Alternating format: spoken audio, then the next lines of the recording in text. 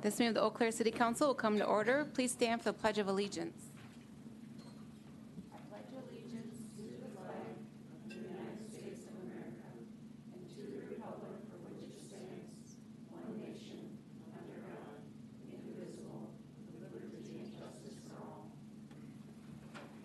City Clerk, please call the roll.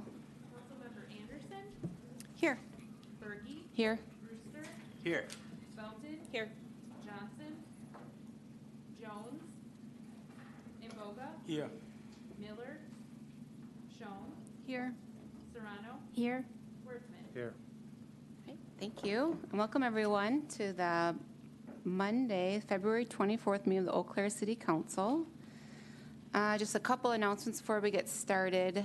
First of all, I might have to leave at 7, so if we're still going at 7, my daughter has a band concert tonight that I would like to meet. North Band only schedules their concerts on Monday nights, I guess, but there's only 2 this year, so I will have to leave a little bit early if you guys are still going, but Vice President Anderson will take over for me.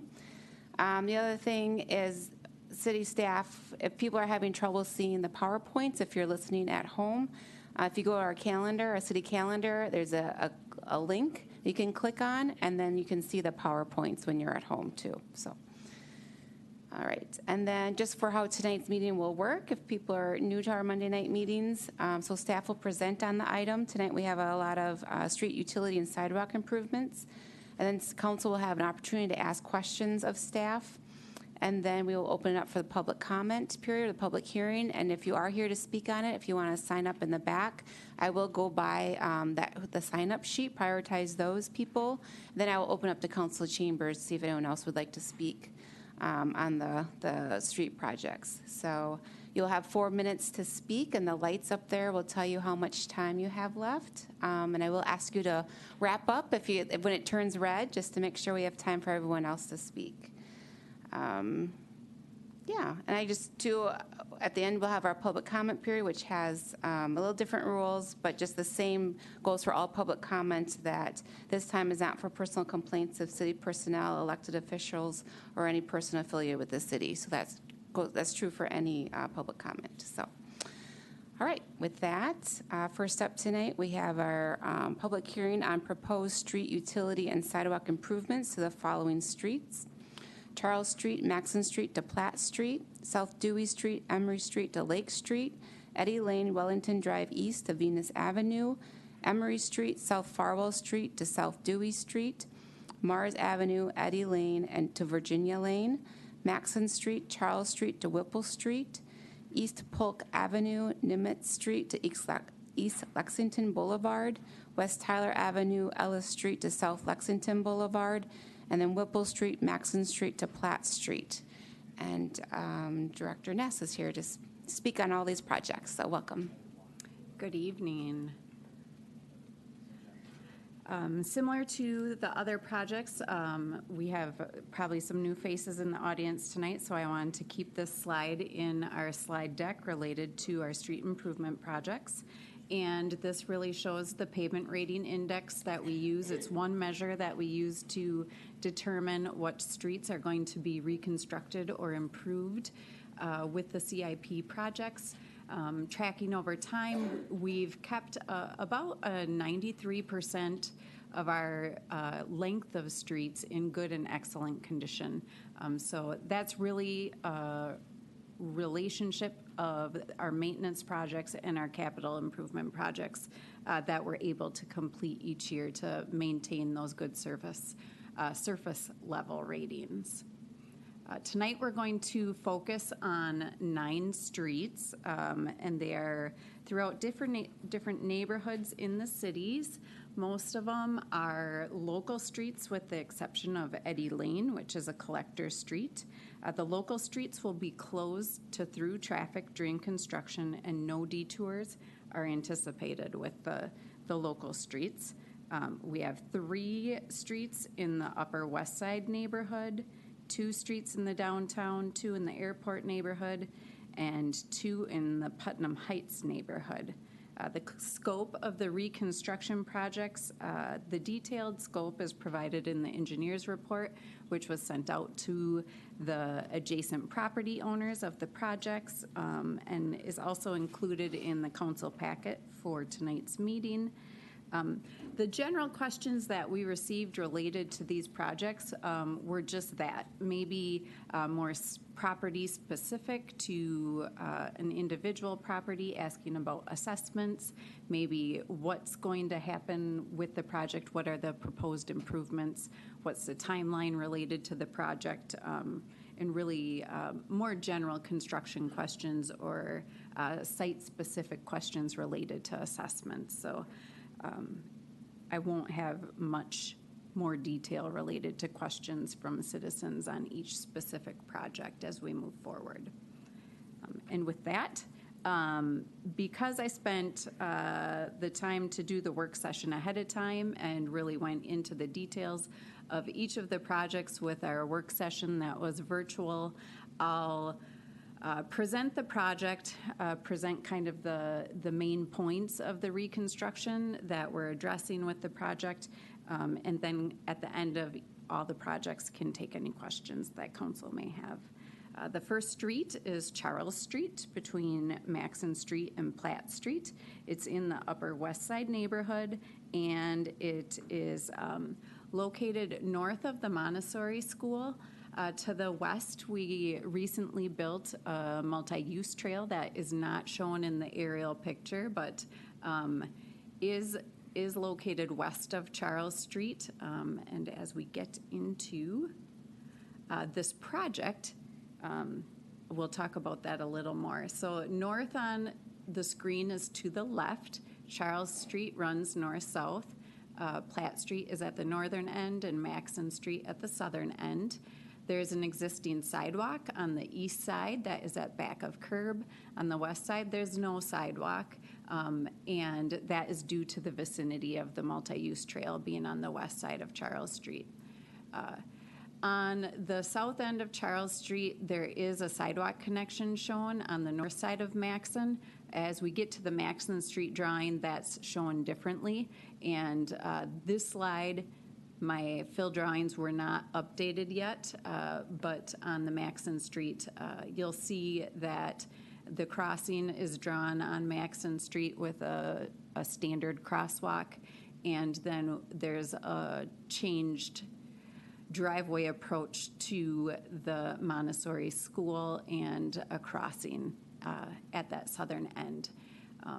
Also, with the Charles and Maxon intersection, there is a little bit of storm work that we will be doing at that intersection, so there may be a little more grading that occurs at that location than what we originally anticipated as we started getting into that design a little more.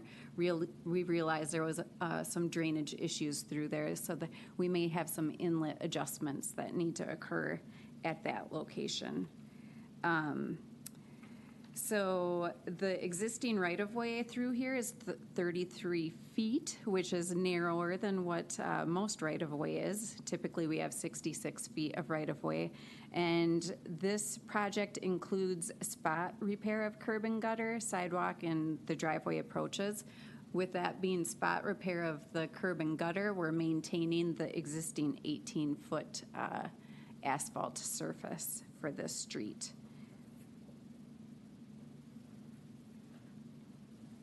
Next, we'll go to South Dewey Street from Emery Street to Lake Street. This is a 2-block reconstruction project in the downtown, just east of South Farwell Street, south of Lake Street.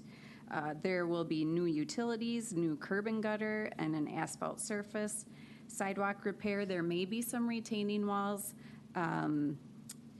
There's businesses along the west side of Dewey Street and residential along the east side. The right-of-way is 66 feet, and the current street ranges from 34 feet to 37 feet. As we look at this slide, the south end is on the top of the screen, and then we'll work north to Lake Street on the bottom of the screen. The intersection of Emery and South Dewey Street currently is more of a squared off intersection. With this design, we're proposing a radius be constructed between Emery Street and Dewey Street with a sidewalk connection on the southern side of Emery to the east side of Dewey Street.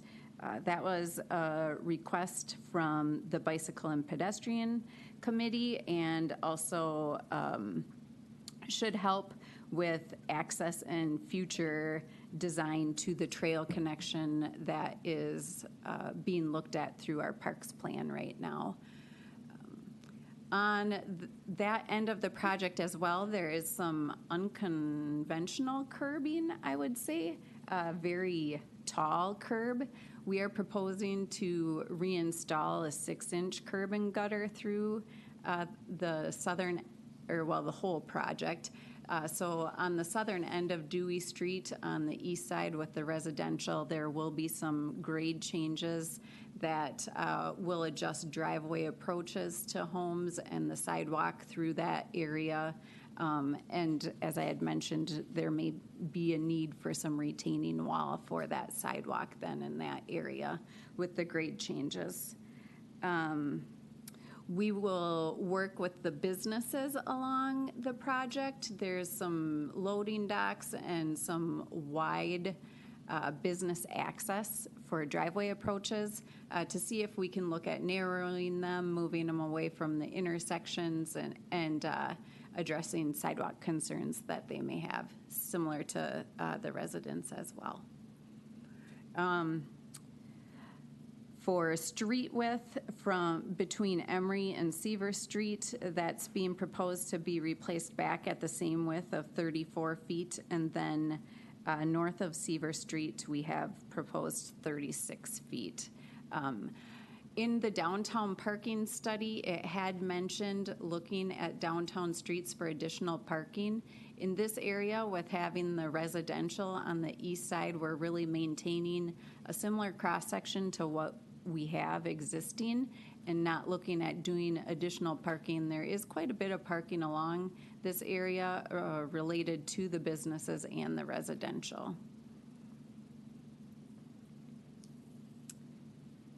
Then we'll look at Eddy Street. This is located in the airport neighborhood from Wellington Drive East to Venus Avenue. This is the street that is a collector street and would have a detour during construction.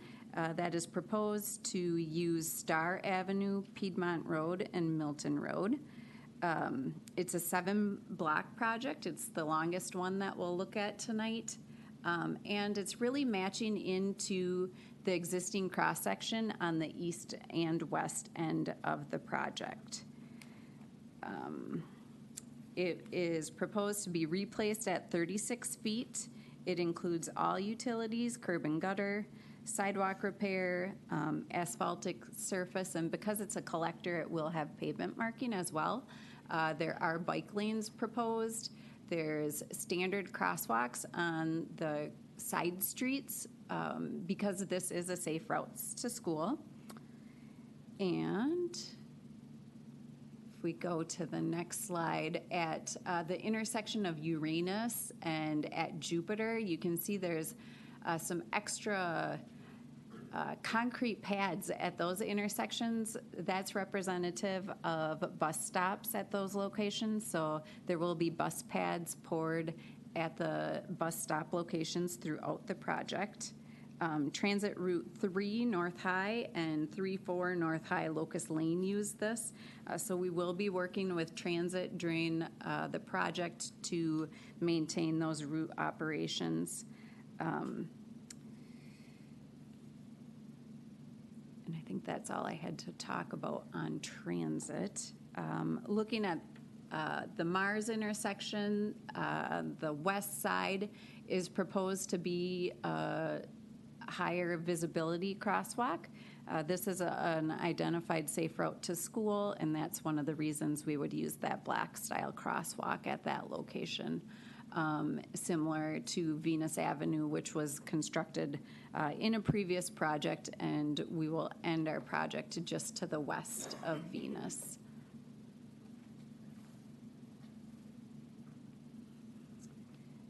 If we go back downtown to Emery Street, we'll look at Farwell to South Dewey Street. And this is 40 feet to be replaced in kind, 40 feet of existing width of pavement. Adjacent properties are primarily business. You can see, again, the quite a few driveway approaches and accesses. The one on the north end, north is to the top of the screen, closest to Farwell Street is very close to the intersection, so we'll work with the business to see if we can make some adjustments to that driveway approach. And all utilities are included with this project: curb and gutter, approaches, sidewalk repair, asphaltic surface. Again, changing the radius from Emery to South of Dewey to be curved and not squared off on the east end, and then continuing the sidewalk to the east for sidewalk to eliminate the sidewalk gap that is currently there. Then we have Mars Avenue, north of Eddy Lane, and this is a one-block project. It will most likely be constructed in a similar time frame or during the time frame that Eddy is also being constructed. It will be in the same project grouping as that project, and it's proposed to reconstruct Mars to the current width of 36 feet between faces of curb. Pedestrian ramps will be improved at the Virginia Lane intersection as well as at Eddy Lane.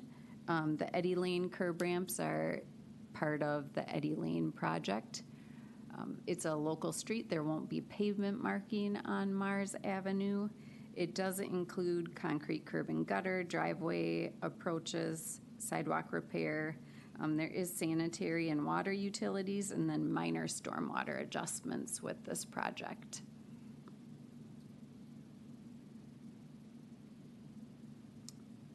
Then we're back down by the Montessori School with the Maxon Street, Charles Street to Whipple Street.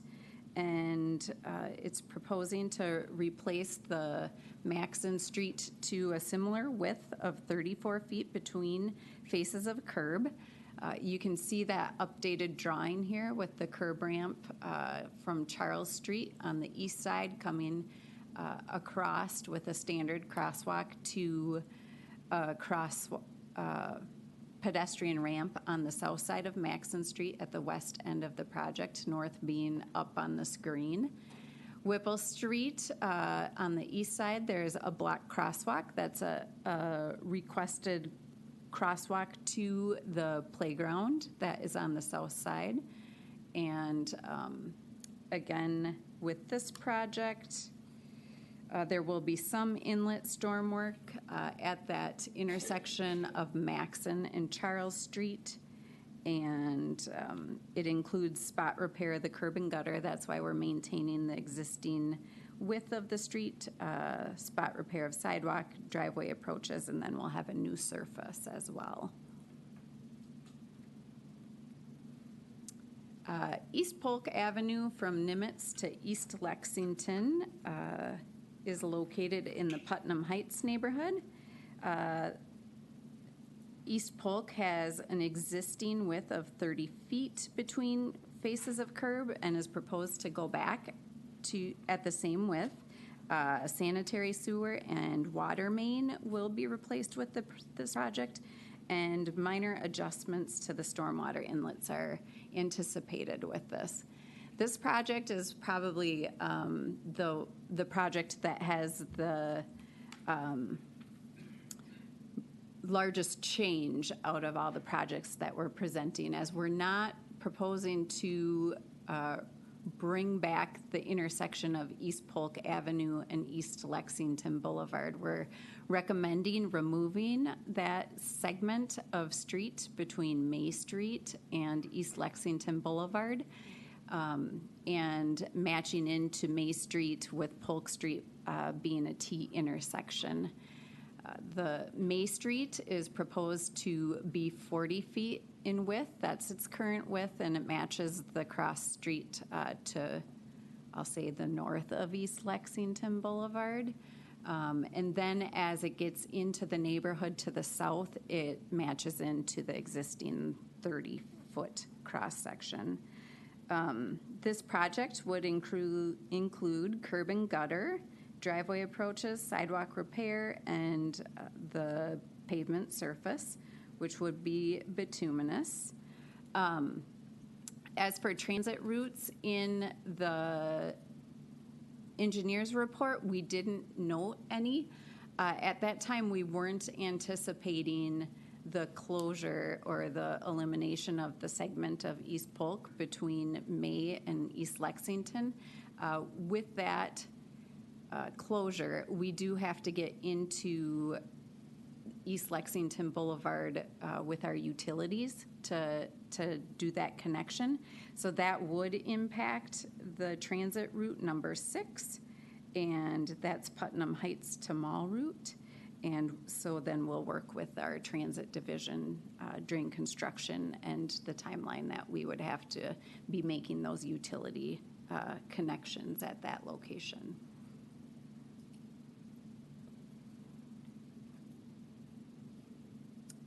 West Tyler Avenue is the other Putnam Heights neighborhood street section. This is kind of a longer block within the neighborhood. And again, this street is 30 feet between faces of curb. The existing sanitary sewer and water main are both proposed to be replaced, and just minor adjustments to the storm sewer for drainage improvements. We maintain the current cross-section of 30 feet between curb faces, concrete curb and gutter, driveway approaches, sidewalk repair, and we are proposing a asphaltic surface replacement similar to what is out there. No transit routes on West Tyler, and BPAC approved what was proposed for this section. Whipple Street, so this is the third block that we're looking at. That's north of the Montessori School. North on this is to the right of the screen. The crosswalk connection, black crosswalk on Maxon is proposed on the south side of Whipple. Replacement in Whipple is looking at reconstruction of the street to the existing 34-foot face or feet between curb faces, concrete curb and gutter, driveway approaches, sidewalk repair, and asphalt surface to be constructed. BPAC did review the project, recommended that crossing between Maxon and the school playground. And then the city will be working with the school related to their fencing and crossing locations there. You can see there's an existing curb ramp on the north side of Whipple Street. There is a fence opening there too, I believe, so we'll work with the school to see if that's something they want to maintain or if they want to eliminate that. And then additionally, off of Maxon Street, there is that driveway approach there too, so we'll work with them on if that driveway approach is needed or not. And that's all I had on our street projects. A quick overview. So if there's questions, I'm open for questions. Thank you, Director Ness. Councilmember Brewster? Thank you, Council President. I have a couple. First of all, I'm assuming that on the Polk project where you're taking that chunk of the triangle out, is that just gonna, increase that space? And then I also noticed that there's a driveway that cuts into that. Is that something that I'm assuming we're, and by we I mean you, are working with that property owner to make sure that? Right. We'll work with that property owner to reroute that driveway access onto East Lexington Boulevard. It's kind of hard to see the gray shading there. Yeah. But The sidewalk would be extended along East Lexington Boulevard to connect to existing sidewalk running parallel to the street. That triangle section, right now, it is city right-of-way, so we'll have to look to see if we want to vacate that right-of-way and take that through the vacation process, and if there are any other needs or desires related to that area, how we would move forward with that. Okay. And then my other question, if I could. Sure.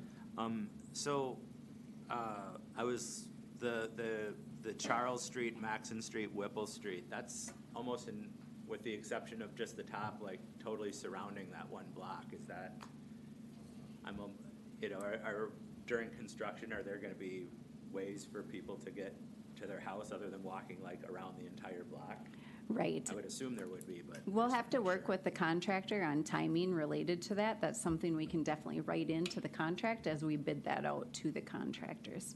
Because I mean, I'm assuming if we're gonna do all that, there's pretty serious economies of scale to do it all at the same time, right? Right.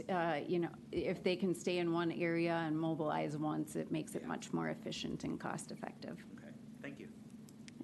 Councilmember Schoen? Thank you, Council President, and thank you, Director Ness, for this overview. I have two questions about the Eddy Lane reconstruction, if that's okay.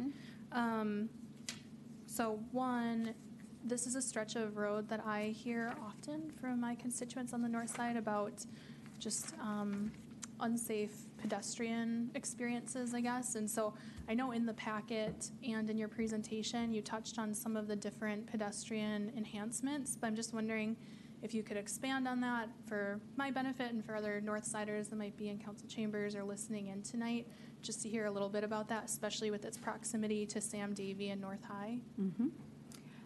So Sam Davy is located to the east of the project, and then North High School to the south of Eddy Lane.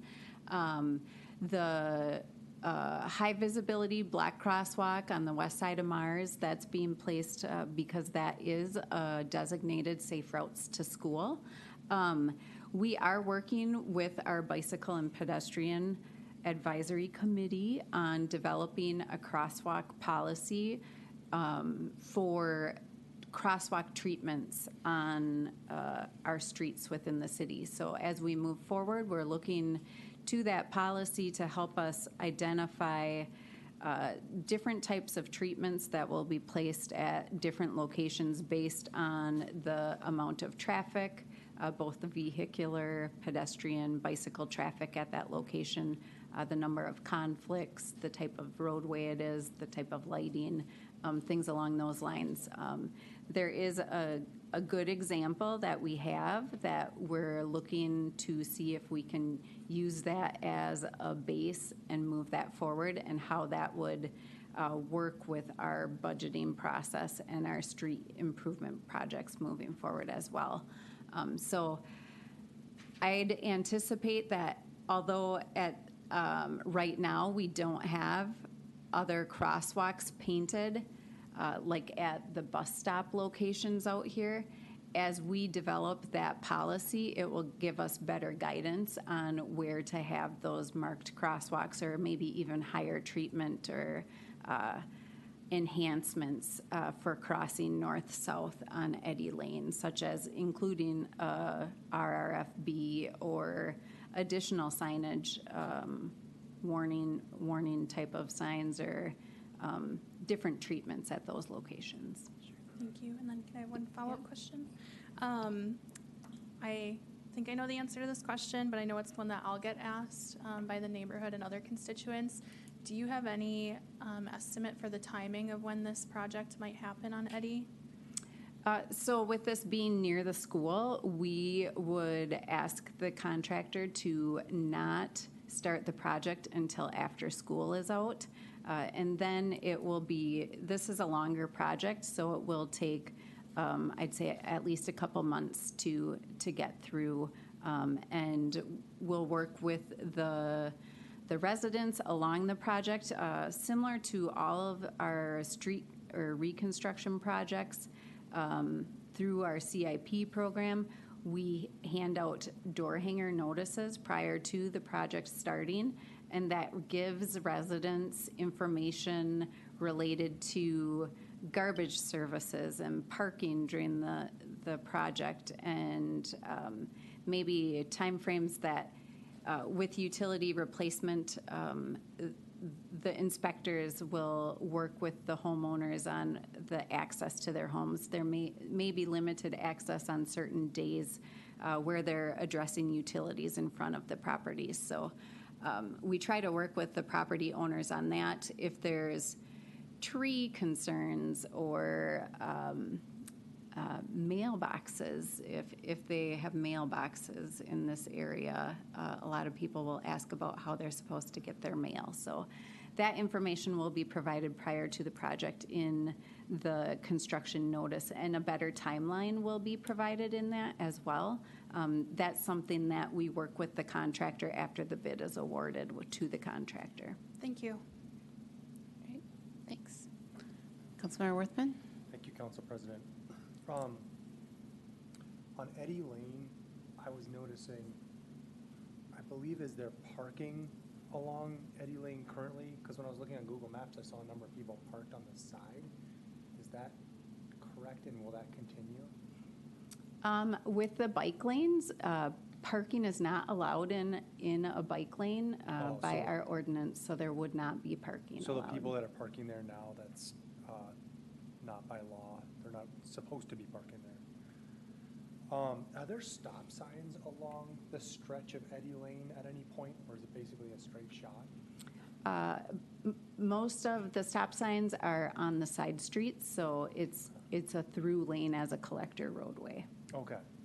And then my last question is, I noticed on Tyler and, let me bring up those streets again. Polk, East Polk. Even in Whipple Street, there were a number of large trees, I think especially along Polk and Tyler. Do we have any sense of which trees will be cut down at this point and which will be saved, or is that still to be determined? That's still to be determined. I did have one property owner that asked me tonight about a tree, and without having the design done and going out there and looking at this time, we don't have the specific trees that could be impacted with the utilities. That may have some impact with some of the trees along those routes. And I think in the engineers' reports, we do call for tree removal, clearing, and grubbing on those projects. So there will be some impact to some trees along those projects. But we don't know which ones specifically. Correct. That is something that we can work directly with the property owners on as well. Right. Thank you. Okay, All right. well, thanks, Director Ness. Oh, Councilmember Serrano. Thank you, Council President Berge. Thank you, Director Ness. So I'm looking at the BPAC letter at the end of the packet, and on the Emery Street, Dewey Street portion of the work, there's a bullet where they're making a request for enhancing the trail entrance at the corner of Dewey Street and Emery Street with some green space, a bench, and a bike rack. Did you get to look at that at all, and what are your thoughts about that? With the proposed park plan that is being looked at right now, that will be included within that park and trail enhancement project. With our street project, we'll just be changing the radius at that corner and then providing that sidewalk connection with the improvement of the pedestrian curb ramps at that intersection. Super. Thank you very much. Great, thank you. All right, thanks, Director Ness. We'll move on to public comment. And Mr. Berg will bring up the sheet of names. Thank you. Thanks. Okay, we have 3 people listed here, and then I will open it up to council chambers. Also, I didn't say it earlier, but if you want to share feedback with council, there's blue cards in the back that you can fill out that will be passed on. Mr. Lane is holding them up right now, or Mr. Berg. Did I do it again? I'm channeling Terry, former President Weld. So, probably because we're talking about streets, I'm calling him Mr. Lane. But anyways, there's blue cards in the back you can fill out if you don't feel comfortable coming up here. Also, you are more than welcome to email us too, and our emails are on the website, at the city's website. But first, we have Josh. So, state your name, please. Good evening. My name is Josh Zoig. I live on 1421 Eddie Lane. I'm impacted by project 2025-104. First of all, I have some questions for the city council members. I talked to engineering last week and had questions that they were able to solve. Some of them they asked me to say that you're gonna have to ask the city council because they are not sure of that. First of all, this was a safe route to school. There are federal and state grants for safe route to school. I'm just wondering if you've applied for any of those grants to help subsidize this project so that the homeowners do not have to pay a large assessment for it. You probably don't have the answer. I'm not Right. sure. I would appreciate a follow-up to see Sure. if you Yep. have I'll write down your submitted any questions. proposals, It'll be easier. grants for Yep. that. Because those are, I don't know if you're familiar with them, they help. Yeah. And currently, this is not a safe route in this section of road because the sidewalks do not have ramps. I'm on my side, and there's no bike lanes. It's just, as you said, people park there. So that's why I Okay. asked that to help maybe subsidize some of the costs that we're gonna Sure. get from that. Second of all, the streets to the south of Eddie Lane are currently no parking. Are you guys going to remove those no parking signs so that us residents can park on those side streets when the project starts?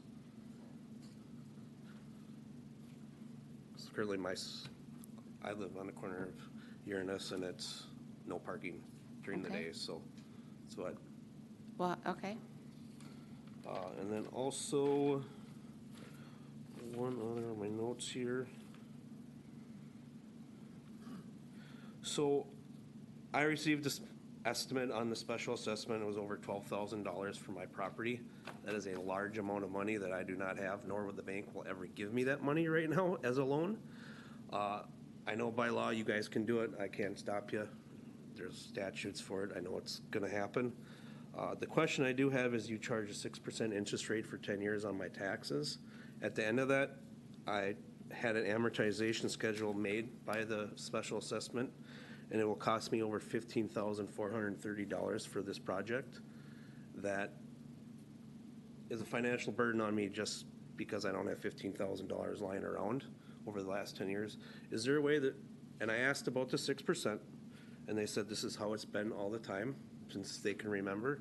So I'm asking the city council members to maybe adjust your rates and stagger them to a higher number at the last 10 years instead of 6% constantly every year, so that myself and any other people in this audience aren't being financially burdened by projects that need to be done, since we are all taxpayers as well and pay the extra $30 a year on our tabs. Yeah. And Okay. so that's all I have for you tonight. Thanks for Thank those you. questions. I got them, and we will get back to you on that. So Thank you. Thank you. All right, next we have Alex.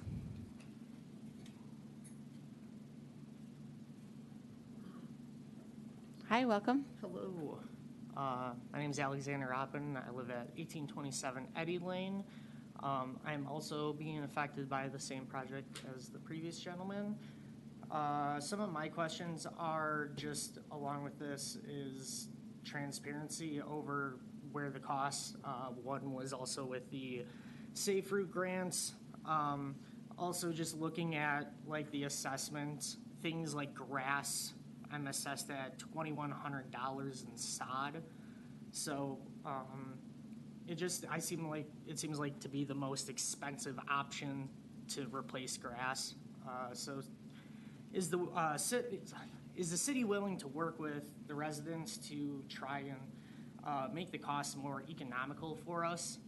Also, I've had like sidewalk repaired through other utilities, like through Excel, so they've been repaired in the last 2 years. Are those gonna have to be tore out and completely redone? That seems kind of like a waste as well. Just some other comments that some of the city council members brought up with the project of unsafe travel down Eddy Lane. Living right at that Venus and Eddy cross section there, we have so many people going extremely fast down Eddy. So Councilman Wertherman asked if there was any stop signs, and there are none from Star all the way to the end. So things like a stop sign right at Mars, because that feeds to North High School, would make sense. We have high school kids just flying down there, especially in the summer. It's extremely unsafe. Or things like here's your speed, just to try and deter people from speeding. But yeah, so those are just some other side comments that I overheard. But yeah, with this project, it is an extreme burden on us residents. You know, I got quoted at $15,700. And this is also, I'm sure these assessments were done before the new economics that our country is going in. So what are these actual final totals going to cost? And that's a big fear of, like, is this $15,000 going to turn into $21,000 once the project is completed? So just want to know, going into it, you know, are we just going to be surprised with a huge jump in the final cost of the project? So yeah, that's all I have. Appreciate all of your time. Thanks for coming down. Thank you. Thank you.